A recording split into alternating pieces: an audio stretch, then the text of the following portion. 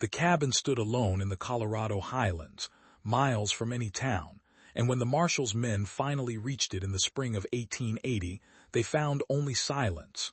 No bodies, no blood, just two pairs of small moccasins tucked beneath a cot and a door left open to the wind. The man they'd been hunting was gone. So were the Apache sisters who'd been seen with him. What remained was a question that would haunt the territory for years.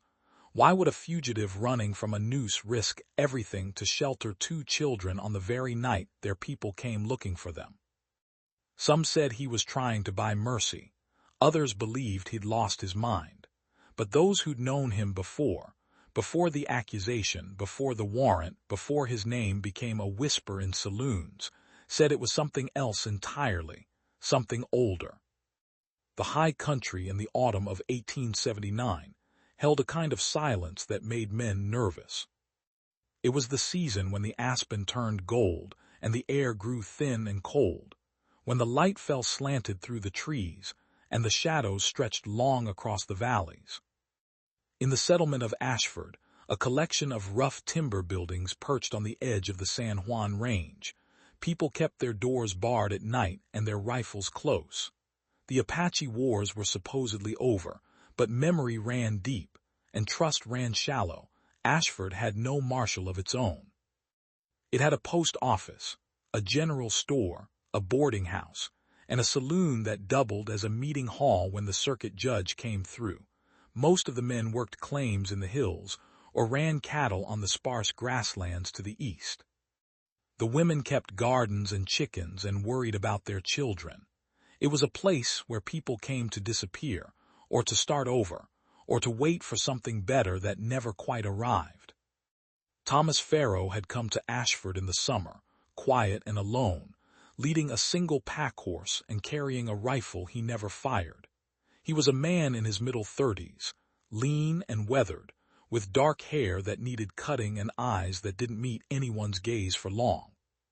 He took a job hauling timber for a man named Drummond who owned a sawmill 2 miles up the creek. He didn't speak much. He didn't drink. He lived in a one-room cabin on the northern edge of the settlement, and when the work was done each day, he went there and stayed. People noticed him the way they notice anyone new, but he gave them little to talk about. He paid his debts. He kept his word. He didn't start fights or chase women or make trouble. After a while, he became part of the landscape, unremarkable and easy to forget. Drummond, a thick-shouldered man with a gray beard and a pragmatic disposition, liked Farrow well enough. The man worked hard and didn't complain, and that was all Drummond required. Once, over a shared meal outside the mill, Drummond asked where Farrow had come from. Drummond waited for more, but nothing came. He nodded and let it rest. In a place like Ashford, a man's past was his own business. But there was something about Farrow that didn't quite settle. Drummond noticed it first in the way the man startled at sudden sounds, the way his hand would drift toward his belt when a rider came up the trail. He noticed it in the way Farrow sometimes stood at the edge of the timber and stared south, as if watching for something that hadn't arrived yet but might. By late September, the nights were cold enough to see your breath. The autumn storms rolled in from the west, bringing rain that turned the roads to mud and kept people indoors. It was during one of those storms that the two Apache girls appeared. They came into Ashford on foot, soaked and shivering, near dusk on a Thursday. No one saw where they'd come from. One moment the street was empty, and the next they were standing outside the general store, silent and wide-eyed, their clothes torn and their faces streaked with dirt. The older girl looked to be about 12, the younger one maybe 8. The storekeeper, a man named Howell, opened the door and stared at them. His wife came up behind him, and for a moment no one moved. Then Mrs. Howell pulled the girls inside and wrapped them in blankets and set them by the stove. They didn't speak, not at first. They drank the water they were given and ate the bread in small, careful bites, watching everyone who came near. Mrs. Howell tried Spanish, then a few words of what she thought might be Apache, learned from a trapper years ago. The older girl shook her head slowly, but her eyes stayed sharp, taking in every face, every door, every window. By nightfall, half the settlement had heard. People gathered in the saloon, voices low, uncertain. Some wanted to send word to the nearest fort. Others argued that the army would only take the girls away, maybe send them to a reservation, maybe worse. A few suggested they be sent south to the territories where their people might still be, but no one knew who their people were, or where they'd come from, or why they were alone. Thomas Farrow was there that night, standing near the back of the room, saying nothing. He listened to the talk, watched the faces, and when the debate began to circle for the third time, he turned and left. The next morning, he went to the store. Mrs. Howell was braiding the older girl's hair, her hands gentle but her expression weary. The younger girl sat on a crate, staring at the floor. Farrow stood in the doorway, hat in his hands. "They still not talking?" he asked. Mrs. Howell shook her head. "Not a word." Farrow looked at the girls, and something in his face shifted. Not softness exactly, but recognition. He stepped inside and crouched down a few feet from the younger girl, not too close, giving her space. He spoke quietly in a language Mrs. Howell didn't recognize. Apache maybe, or something close to it. The girl's head lifted. Her eyes met his. He spoke again, just a few words, and the older girl turned sharply, studying him. She said something back, hesitant, and Farrow nodded. They spoke for a minute, maybe less, and then he stood and looked at Mrs. Howell. Mrs. Howell's face tightened. "Mrs." She studied him, uncertain. Farrow was a stranger still, and this was a strange offer. But there was something in the way he looked at those girls, something tired and honest, that made her believe him. He brought the girls to his cabin that afternoon. They walked behind him, silent and watchful, and when they reached the small clearing where the cabin sat beneath the pines, they stopped and looked around. Farrow opened the door and gestured inside. The older girl went first, pulling her sister with her. Farrow followed and built up the fire. That night he made them a meal of beans and cornbread, and they ate without speaking. Afterward, he gave them his cot and made himself a bed on the floor near the stove. The younger girl fell asleep quickly, but the older one stayed awake, watching him in the firelight. "You don't have to be afraid," he said in Apache, his accent rough but understandable. "Why are you helping us?" she asked. He was quiet for a long time. The fire crackled. Outside, the wind moved through the trees. "Because I couldn't help someone else," he said finally. She didn't ask what he meant. She only nodded, and after a while she closed her eyes. The days that followed were quiet. Farrow went to work at the mill as usual, and the girls stayed in the cabin. He brought them food and water, and sometimes in the evenings they would sit outside and he would teach them a few words of English. The older girl, whose name was Nailin, was quick and serious. The younger one, Kaya, smiled more easily, though her eyes still carried a shadow. No one in Ashford came looking. Mrs. Howell kept her word and said nothing, and the settlement, distracted by its own concerns, seemed to forget the girls had ever been there. But Farrow didn't forget. He couldn't, because every time he looked at them he saw another face, a boy's face. A memory from Texas that wouldn't let him go. It was in the third week of October when the rider came. He arrived at dusk, a tall man on a gray horse, wearing a long coat and a wide-brimmed hat. He tied his horse outside the saloon and went inside without a word. Drummond was there, and Howell and a few others. The stranger ordered whiskey and drank it slowly, and when the room had settled into its evening rhythm, he reached into his coat and pulled out a folded paper. "I'm looking for a man," he said. His voice was calm, almost pleasant. The stranger unfolded the paper and laid it on the bar. It was a wanted poster. The ink faded, but the words clear: Thomas Farrow, murder. Drummond crossed his arms. He finished his drink, tipped his hat, and left. Outside, the wind had picked up, carrying with it the scent of rain. Drummond didn't answer right away. "No," he said finally. That night Thomas Farrow lay awake in his cabin, staring at the ceiling. The girls were asleep. The fire had burned low. He hadn't heard about the bounty hunter yet, but he would soon. He always knew this day would come. He'd been running long enough to recognize the shape of it approaching, the way a man recognizes a storm on the horizon. And then in the distance he heard it, drums, faint, rhythmic, coming from the hills to the south. Nayland sat up, her eyes wide. She listened, then looked at Pharaoh. Pharaoh rose and went to the window. The night was dark, the moon hidden behind clouds. He couldn't see anything, but he could feel it now, the tension in the air, the sense of something closing in. Coming for you?" he asked. Kaya stirred, waking, and Nayland pulled her close. Pharaoh stood there, caught between two impossible choices. If he stayed, the bounty hunter would find him. If he ran, he'd have to leave the girls. And if the warriors came tonight and found him here, there would be no explaining, no mercy, no second chance.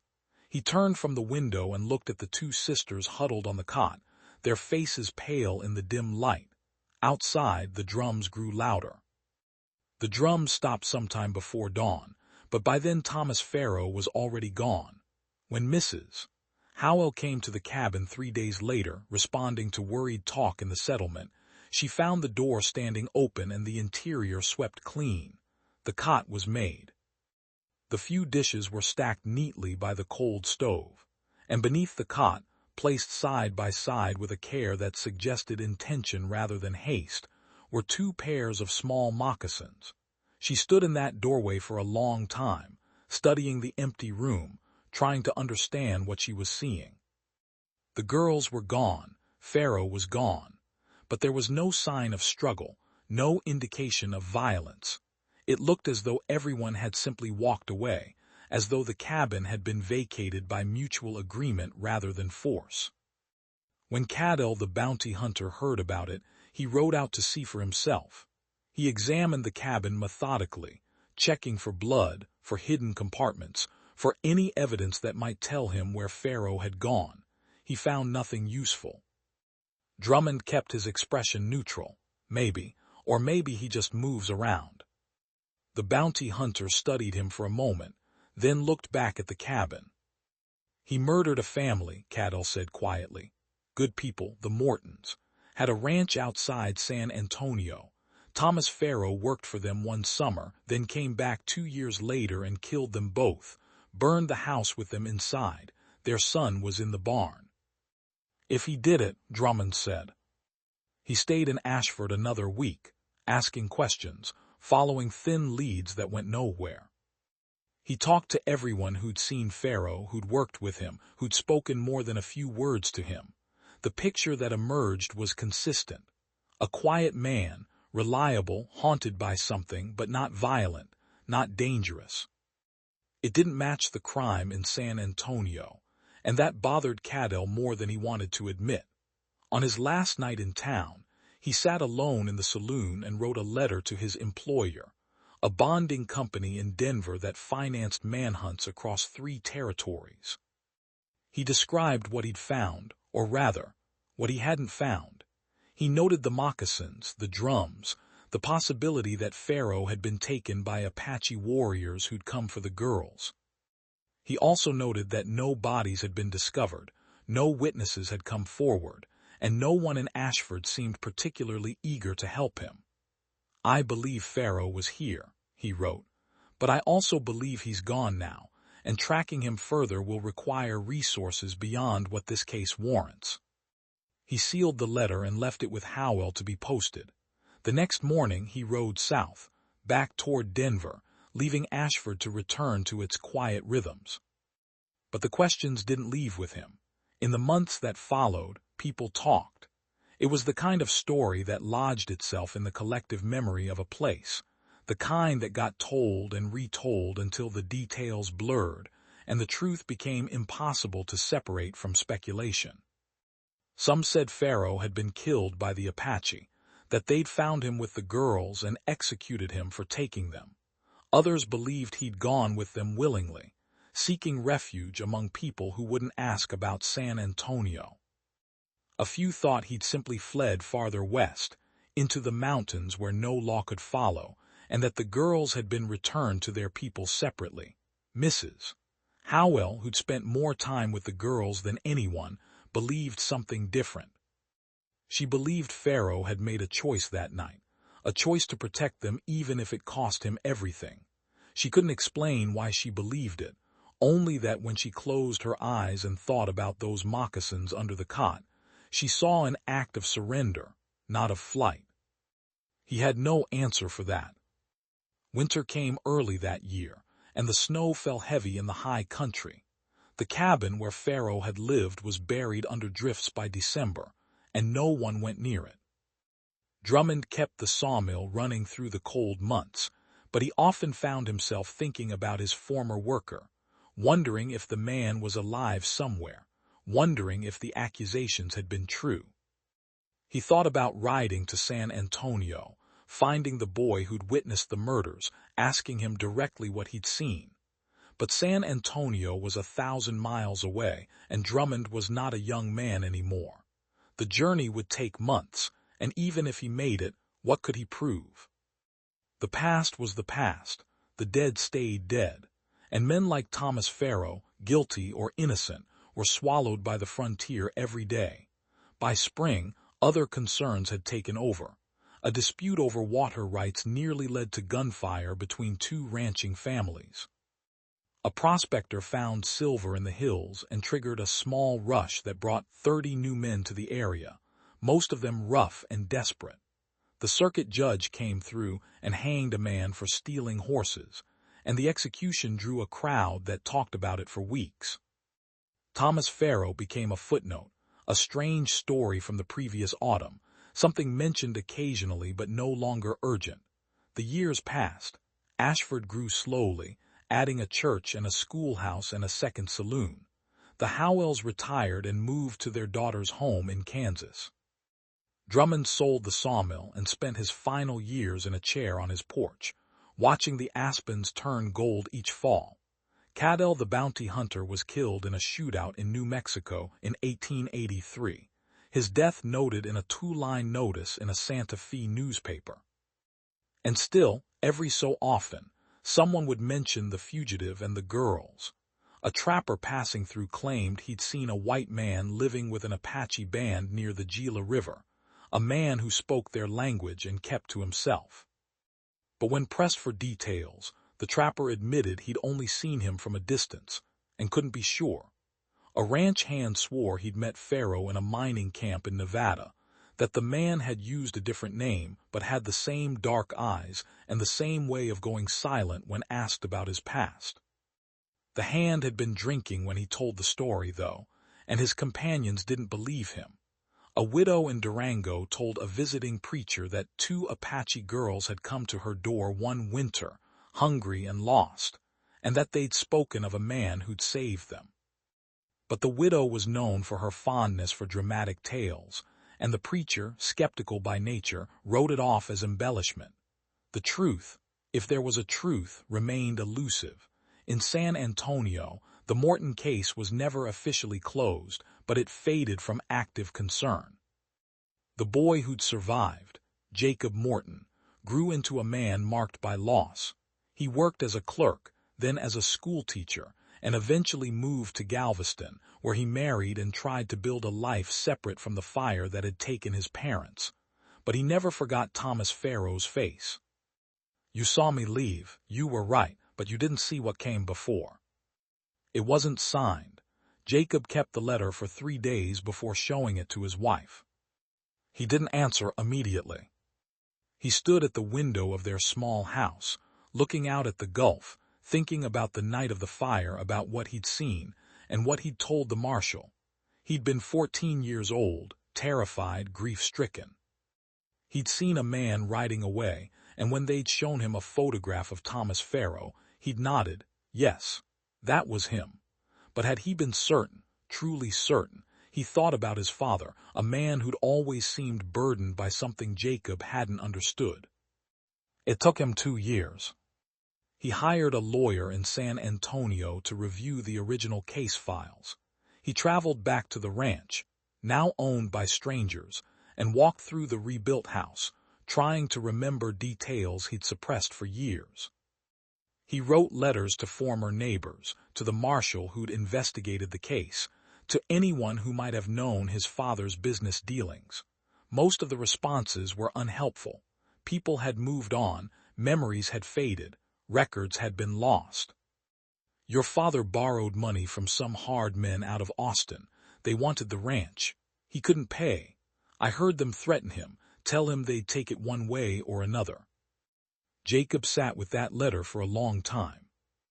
If his father had been in debt, if there had been threats, then the fire might not have been the act of a lone drifter seeking revenge or money. It might have been something else entirely. And if Thomas Farrow had been there that night, he might have been a witness, or a hired hand caught in the middle, or even someone trying to help. Or he might still have been the killer, and the letter a lie meant to ease a guilty conscience. Jacob couldn't know.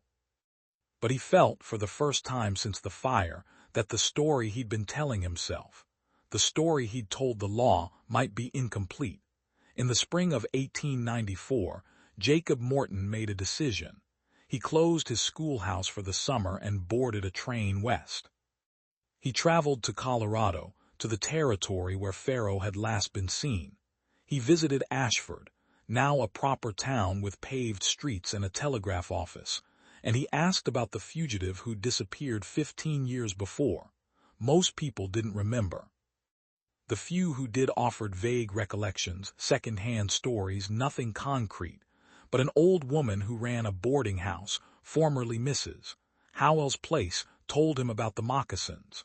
They were so small, she said, just sitting there under the bed. Jacob left Ashford with more questions than answers. He traveled south into the territories, following rumors and whispers. He met trappers and traders and missionaries, asking if anyone had seen a man fitting Farrow's description. No one had, or if they had, they weren't saying. By the time he returned to Galveston, the summer was ending and his funds were depleted. He'd found nothing conclusive, no evidence that would reopen the case or exonerate Farrow or even confirm that he was still alive. But he'd found something else, doubt. And doubt, once planted, was hard to ignore. In 1898, Jacob Morton published a short article in a Texas legal journal titled The Limits of Witness Testimony, a personal reflection. In it, he described, without naming names, a case in which a traumatized boy had identified a suspect based on limited observation and strong emotion. He questioned whether such testimony should be considered reliable, whether the legal system should demand more corroboration before pursuing a man across territories. The article was read by a few lawyers and academics, debated briefly, then forgotten. But Jacob kept a copy of it in his desk for the rest of his life, along with the unsigned letter from Arizona and the photograph of Thomas Farrow that the marshal had shown him so many years ago. He died in 1920, an old man by then, and his wife found the documents after his passing. She didn't know what to do with them. She thought about burning them, letting the past stay buried. But something made her hesitate. Instead, she placed them in a wooden box and stored them in the attic, where they remained for another 60 years, untouched and forgotten. Until one afternoon in 1982, when a graduate student named Catherine Lyle, researching frontier justice for her dissertation, was granted access to the Morton family papers by Jacob's great-granddaughter. Catherine was looking for primary sources, personal letters, anything that might illuminate the social dynamics of law enforcement in the Old West. I was 14, I was afraid, I wanted someone to blame. Catherine Lyle sat in the quiet archive room, reading and rereading those words. Then she pulled out the photograph, faded, creased, but still clear enough to show a lean man with dark hair and eyes that seemed to look past the camera. She turned the photograph over. Catherine made copies of everything. She returned to her university and began a new line of research, one that would take her from Texas to Colorado to Arizona, tracing a story that had been buried under a century of silence. And in a dusty county archive in what had once been Ashford, she found a land deed dated 1881, transferring ownership of a remote cabin in the Highlands to a man named Jacob Morton, with a note attached stating that the property had been claimed in absentia, its previous occupant having disappeared without formal record. The cabin had burned in a wildfire in 1903. Nothing remained but a stone foundation. What really happened in that cabin in the autumn of 1879, and where did Thomas Farrow go when the drums stopped and the night closed in? Catherine Lyle spent 3 years chasing ghosts. She worked methodically, the way good historians do, building her reconstruction from fragments. Census records, land deeds, newspaper clippings, letters kept in shoebox archives by families who'd long since forgotten why they mattered. She traveled to reservation offices and read through ledgers that documented the movement of Apache bands in the 1870s and 80s. She interviewed descendants of settlers who remembered stories their grandparents had told, stories that had been passed down not as history but as folklore, distorted by time and telling until the facts had dissolved into legend. What emerged was not a single clear narrative but something more complicated, more human, a series of moments that, placed side by side, suggested a story the law had never bothered to consider. In the spring of 1985, Catherine received a phone call from a librarian in Silver City, New Mexico. An elderly woman had come in asking about newspaper archives from the territorial period, specifically anything related to Thomas Farrow. The librarian, who'd seen Catherine's name in a journal article about frontier justice, thought she might want to know. Catherine was on a plane 2 days later. The woman's name was Rose Caldera. She was 86 years old, sharp-eyed and small, with silver hair pulled back in a neat bun. She met Catherine in the library's reading room, a worn leather satchel on her lap. "My grandmother was nailin'," Rose said without preamble. "Yes." Rose opened the satchel and removed a bundle wrapped in faded cloth. "She never spoke about what happened, not to my mother, not to anyone, but before she died she gave me this." Inside the cloth was a small journal, its cover cracked and water-stained, its pages covered in pencil writing. The hand was careful but unpracticed, the letters formed slowly, like someone learning to write in a language not their own. "Thomas Farrow kept this," Rose said. "My grandmother kept it after he was gone. I think she wanted his story told, but she didn't know how. She didn't trust the law."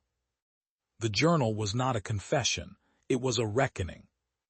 Farrow had written sporadically, in moments of isolation or despair, setting down what he couldn't say aloud. The early entries described his work at the Morton Ranch in Texas, his friendship with Jacob's father, his growing unease as he watched debt collectors circle the property like vultures. He wrote about being present the night the house burned, but not in the way the law had imagined. 3 men came, one entry read. Morton tried to negotiate. They weren't interested in negotiation. They wanted the land, they wanted him gone. I was in the barn with the boy when I heard the shooting. By the time I got to the house, it was already burning. Morton and his wife were inside. The men were riding away. I went after them, but I was on foot and they had horses. They saw me. One of them turned back and fired. I ran. Another entry, weeks later. I tried to tell the marshal what I saw. He said the boy identified me. He said I was lying to save myself. He said the men who came that night didn't exist, that there were no witnesses, no evidence. He said I should turn myself in and let a jury decide. But I knew what a jury would decide. And then months later, after Farrow had fled north into Colorado, I thought distance would give me peace. It hasn't.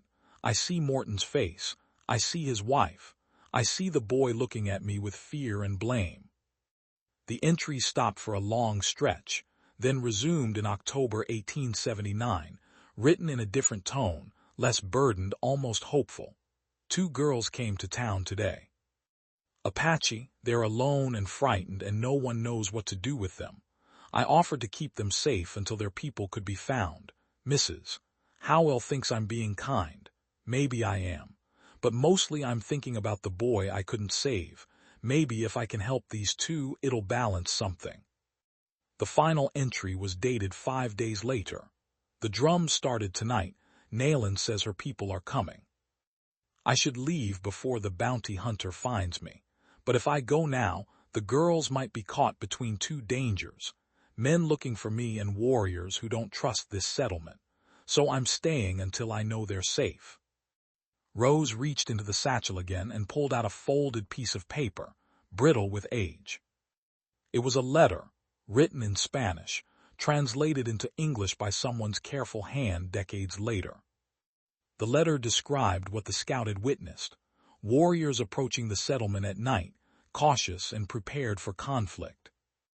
They'd found the cabin where the girls were being kept. They'd expected resistance. Instead, they'd found a white man standing outside, unarmed, with the two sisters beside him. He'd spoken to the warriors in their language, haltingly but clearly, and told them the girls were safe, that he'd protected them, that he wanted nothing in return except for them to be reunited with their family. The warriors had been suspicious. The warriors had taken the girls. They'd left Pharaoh alive. But as they were preparing to leave, one of the older men had spoken to him, telling him that the bounty hunter would come soon, that staying in the settlement would mean death or capture. He'd offered Pharaoh a choice: remain and face what was coming, or travel south with them into the mountains where the law couldn't follow. I don't know what he decided, the scout had written. When we left, he was still standing there, watching us go. The cabin was empty when the marshal's men arrived weeks later. Some say he fled west. Others believe he followed us and lived among the band for a time before moving on. I never saw him again, but the girls spoke of him with respect. Catherine sat in silence for a long time after she finished reading. Around her, the library was quiet except for the whisper of pages turning and the distant hum of traffic outside. "Do you know what happened to him?" she asked finally. Rose shook her head. "My grandmother believed he went south into Mexico and started over under a different name. She said it was proof, not of his innocence exactly, but of his intention." "That's why I brought it," Rose said, "but I want you to tell the truth." Rose studied her for a moment, then nodded. "Good, because the truth is messy. It doesn't have heroes and villains." Catherine Lyle's dissertation became a book 3 years later. It was titled The Fugitive and the Witness: Memory, Justice, and Ambiguity on the American Frontier. It was published by a university press, received respectful reviews in academic journals, and sold modestly. But it had an impact beyond its small circulation. Jacob Morton's great-granddaughter read it and wept. She'd grown up hearing vague family stories about a tragedy in Texas, about an ancestor who'd survived a fire, but she'd never known the details. Now, reading Catherine's careful reconstruction, she understood the weight her great-grandfather had carried, the doubt that had haunted him, the attempt he'd made late in life to question his own testimony. She wrote to Catherine, thanking her. "You gave him a voice he never had while he was alive," she said. "You showed that he tried to find the truth, even when it was painful." In Ashford, now a small town with a historical society and a museum dedicated to its frontier past, the local newspaper ran a feature about the book. The article included excerpts from Pharaoh's journal and interviews with descendants of the original settlers. Some people were skeptical, unwilling to believe that a wanted man could also be a man of conscience. Others found the story resonant, a reminder that the past was more complicated than the legends suggested. The Historical Society created a small exhibit titled The Unsolved Cases of Ashford, which included a section on Thomas Pharaoh. They displayed copies of the wanted poster, the journal entries, and photographs of the cabin site before it burned. A placard explained that the case had never been officially resolved, that questions remained about what had truly happened in San Antonio, and what became of the fugitive who'd sheltered two Apache girls. Visitors to the exhibit often stood for a long time in front of the display, reading the entries, studying the photograph of Pharaoh's face, trying to reconcile the man in the image with the crimes he'd been accused of. In 1991, a retired judge in Texas read Catherine's book and wrote a letter to the state attorney general's office, recommending a posthumous review of the Morton case. He argued that new evidence, Pharaoh's journal, Jacob Morton's own doubts, the testimony about debt collectors, warranted reconsideration. The Attorney General's office declined, citing the passage of time and the lack of living witnesses. But the judge's letter was filed in the case record, a small acknowledgement that justice, even a century later, was incomplete. Catherine continued her research, but she never found definitive proof of what happened to Thomas Pharaoh after he left Ashford.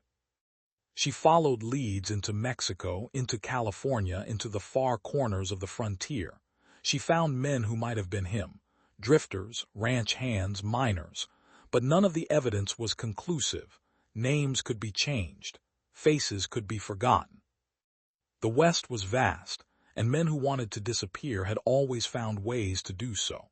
In 1996, she received a letter from an archivist in Tucson. A collection of personal papers had been donated by the estate of a man named William Cross, who died at the age of 93. Among the papers was a tintype photograph dated 1903, showing a group of workers at a silver mine in southern Arizona. One of the men in the photograph, standing at the edge of the frame, bore a striking resemblance to Thomas Pharaoh, older, grayer, but with the same lean build and the same way of holding himself slightly apart from the others. Catherine had the photograph analyzed. The experts said it was possible but not certain. The man in the image was the right age, the right build, but without additional confirmation, it remained speculation. She kept the photograph on her desk for years, looking at it sometimes when her research felt overwhelming, when the weight of all these unfinished stories pressed down on her. She thought about a man standing at the edge of a mining crew, anonymous and unremarkable, living out his days under a different name. She thought about him watching the sun set over the desert, carrying memories no one else knew, atoning for something in the only way he knew how, by continuing to live, by trying to be better than the person the law had named him. She never knew if it was really him, but she chose to believe it was. In 2003, Catherine Lyle retired from teaching. She donated her research materials to the university archive, where they were cataloged and preserved for future scholars. She moved to a small house in northern New Mexico, not far from where the Apache bands had once traveled, and she spent her mornings walking in the high desert, thinking about the stories she'd uncovered and the ones that had remained hidden. One afternoon, she drove to the site where Pharaoh's cabin had stood. The foundation was still visible, a rough rectangle of stones overtaken by sage and wildflowers. She stood there for a long time, imagining the place as it had been, a simple structure, smoke rising from the chimney, two girls sitting by the fire while a man who'd lost everything tried to give them safety. She thought about justice and mercy, about guilt and redemption, about the ways people carried the past and the ways they tried to set it down. She thought about Jacob Morton, haunted by his own testimony, and Thomas Pharaoh, running from a crime he may not have committed, and the two Apache sisters who'd grown up with a story they never told until someone finally asked the right questions. The wind moved through the aspens, the same wind that had blown through this valley for centuries, indifferent to human sorrow, indifferent to human hope. Catherine knelt and placed a small stone on the foundation, a gesture of acknowledgement, a marker for a man who'd never received one. Then she stood and walked back to her car, leaving the cabin site to the silence and the light. Years later, after Catherine herself had passed, her notes and recordings were discovered by a filmmaker who wanted to tell the story. The film was never made. Funding fell through, the script went through too many revisions, the project collapsed under its own ambition. But the research remained, archived and accessible, waiting for the next person who'd care enough to look. And in a small town in Arizona, in a cemetery shaded by cottonwoods, there was a grave marked only with initials. TF. The stone was simple, weathered, placed there in 1915 by persons unknown. No one in the town remembered who was buried there or why the grave had been marked so cryptically. But once a year, in the autumn when the light fell slanted and gold across the desert, someone left a pair of small moccasins on the grave, and then took them away again before anyone noticed. The desert kept its secrets. The law moved on. And somewhere in the space between what was known and what was believed, a man who'd been called a murderer and a fugitive, and a guardian lived out his days as best he could, carrying the weight of what he'd done and what he'd failed to do, hoping that shelter given and safety granted might, in the end, count for something. The truth, like the frontier itself, remained vast and unresolved. But the story endured, passed from one generation to the next, a reminder that justice was not always found in courtrooms, that redemption was not always recorded, and that sometimes the only witnesses to a man's character were the ones he saved. The cabin was gone. The people were gone. The law had moved on, but the moccasins beneath the cot remained in memory, small and careful, a gesture of care in a world that so often showed none. And that, in the end, was the legacy, not certainty, not vindication. Just the quiet persistence of a question, asked and re-asked across the years. What does it mean to try to be good in a world that has already decided who you are? The answer, like so much else on the frontier, was left to the wind, and the silence and the slow turning of seasons that buried everything eventually, truth and lie alike, under the patient accumulation of dust and time.